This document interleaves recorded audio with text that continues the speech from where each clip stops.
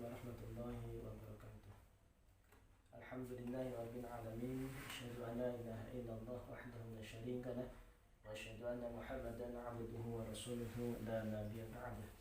Allahumma shalli wa sallim ala sayyidina Muhammadin wa ala alihi wa ashabihi ajma'in. La hawla wa la quwwata illa billahil aliyyil azim. Alhamdulillahi rabbil alamin. Segala puji bagi Allah Subhanahu wa taala yang senantiasa memberikan kenikmatan kepada kita sehingga kita bisa kembali ngaji pada hari ini. Semoga apa yang kita lakukan ini berkah dan manfaat di sisi Allah Subhanahu wa taala. Shalawat serta salam semoga senantiasa tercurah kepada baginda Nabi Allah Muhammad sallallahu alaihi wasallam yang kita nantikan syafaatnya di dalam Allah nanti. Amin amin ya rabbal alamin. Ma'asyiral muslimin rahimakumullah. Kita lanjutkan tentang kajian kita kitab Ayyuhal Walad yang kemarin baru pembukaan sedikit tentang bagaimana Imam Al-Ghazali itu membahasakan seorang muridnya dengan kata-kata anak, yang berarti apa? Memang murid itu adalah seorang anak bagi gurunya, karena guru itu adalah bapak ruhaniyah bagi muridnya atau bagi santrinya. Baik, kita akan lanjutkan untuk hari ini sedikit dan demi sedikit. Jadi tidak terlalu lama sehingga kita bisa sedikit demi sedikit, lama-lama menjadi bukit, ilmu yang sedikit demi sedikit, lama-lama akan menjadi banyak dan harus diamalkan. Karena saya dan kita semua itu perlu mengamalkan ilmu yang sudah kita miliki.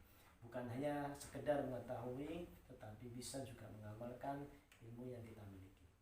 Baik. Bismillahirrahmanirrahim. Alhamdulillah tawis kabiyani puji iku lillahi ketuwe Allah. Rabbil alamin kang ngirani wong alam kabeh. Wal aqibatu utawi pungkasan bagus iku lil muttaqina tetep ketuwe wong kang padha takwa. Wassalatu utawi rahmat ta'zim wassalamu lan rupa-rupa aiku ala nabiyhi tetap ing atase Nabi Allah Muhammadin kanjeng Nabi Muhammad wa alihi lan keluargane Nabi ajma'ina sekabehane. Baik, ini pembukaan yang sedikit dari kitab Ayyuhal Walad tapi mengandung makna yang luar biasa. Secara singkat, dua hal penting yang perlu kita perhatikan adalah yang pertama adalah bersyukur pada Allah Subhanahu wa taala. Syukur tidak pernah bisa ditinggalkan dalam kehidupan kita apapun yang terjadi. Yang kedua adalah sholawat kepada baginda Nabi Allah Muhammad sallallahu alaihi wasallam. Dua hal ini, syukur dan sholawat adalah sesuatu yang sangat erat hubungannya. Syukur dan sholawat ini adalah dua hal yang mengundang rahmatnya Allah Subhanahu wa taala. La in syakartum la azidannakum. Untuk bersyukur kepada Allah Subhanahu wa taala. Karena apa? Allah sudah janjikan kepada kita semua, semakin kita bersyukur maka semakin ditambah rahmatnya, semakin ditambah kenikmatan Allah Subhanahu wa taala yang kita terima. Maka sedikit banyak nikmat dari Allah wajib kita syukur. Yang kedua, salawat kepada Nabi Muhammad sallallahu alaihi wasallam. Innallaha wa malaikatahu yusholluna 'alan nabi. Di dalam ayat ini, salawat inilah yang menyambungkan diri ini kepada Allah Subhanahu wa taala secara khusus. Ya, secara khusus. Karena apa? Karena Allah, malaikat semuanya bersolawat kepada Rasulullah. Apalagi diri kita, umatnya yang mengaku umatnya Nabi Allah Muhammad SAW harus melantunkan banyak-banyak sholawat kepada beliau. Maka ini adalah penyambungan rahmat, penyambungan sholawatnya Allah kepada kita semua. Ya ayyuhalladzina amanu, ya ayyuhalladzina amanu shallu alaihi wa sallimu taslima.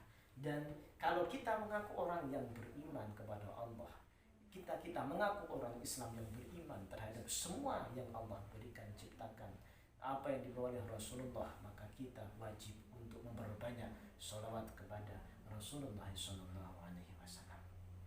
Dan ulama pun sudah memberikan kepada kita bahwa saat kita ingin berdoa kepada Allah, dua hal ini yang tidak bisa kita tinggalkan dalam kita berdoa. Yang pertama adalah memuji Allah terlebih dahulu.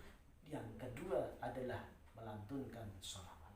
Maka seringkali Dan pasti kalau kita mendengarkan ada orang yang berdoa pasti menyebut alhamdulillahirabbil alamin satu, seterusnya, kemudian Allahumma sholli ala sayyidina Muhammad seterusnya. Itu luar biasa. Itu dua hal itulah yang membawa doa kita untuk seakan-akan diangkat untuk secepatnya diberikan ataupun segera untuk memohon kepada Allah supaya segera dikabulkan. Dua hal ini tidak bisa ditinggalkan. Bahkan dimanapun kita mendengarkan ceramah ataupun pembukaan kitab apapun, pasti menggunakan syukur kepada Allah atau memuji Allah Subhanahu wa taala dan juga bersolawat kepada baginda Nabi Muhammad sallallahu alaihi wasallam. Dan di dalam kitab ini ada satu hal yang luar biasa. Ada pembukaan yang luar biasa di sini. Wal aqibatu lil muttaqin. Bahwa apapun yang kita lakukan di dunia ini tidak ada yang lain, adalah tujuannya cuma satu, yaitu taat, takwa kepada Allah Subhanahu wa taala. Inilah bekal pamungkas kita. Bekal kehidupan di dunia ini dan juga bekal nanti kehidupan di akhirat, yaitu takwa kepada Allah Subhanahu wa taala. Kunci kehidupan kita, bahagia kita, kesenangan kita, kenyamanan kita di dunia ini dan juga nanti di akhirat adalah takwa, taat kepada Allah Subhanahu wa taala. Dan penjelasan tentang takwa ini banyak sekali.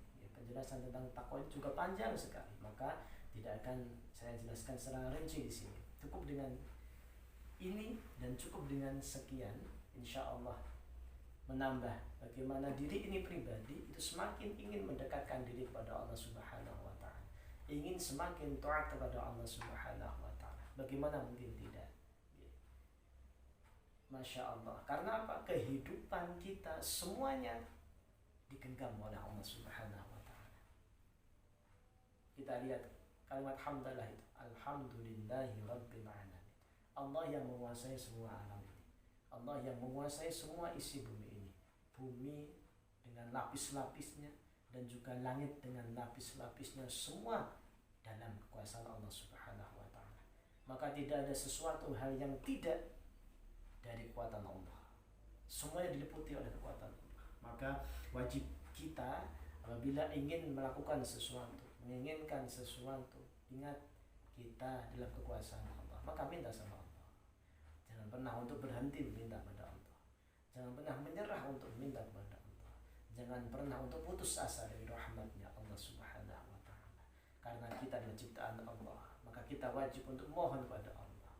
Bahkan wajib, bukan hanya perlu, tapi wajib kita minta kepada Allah Subhanahu wa taala. Allah sangat mencintai, sangat menyayangi dan sangat menginginkan kita untuk meminta kepadanya. Maka diwajibkan, doa itu diwajibkan oleh Allah Subhanahu wa taala. Baik, ini pembukaan yang sedikit singkat tentang kitab Al-Walad dari awal.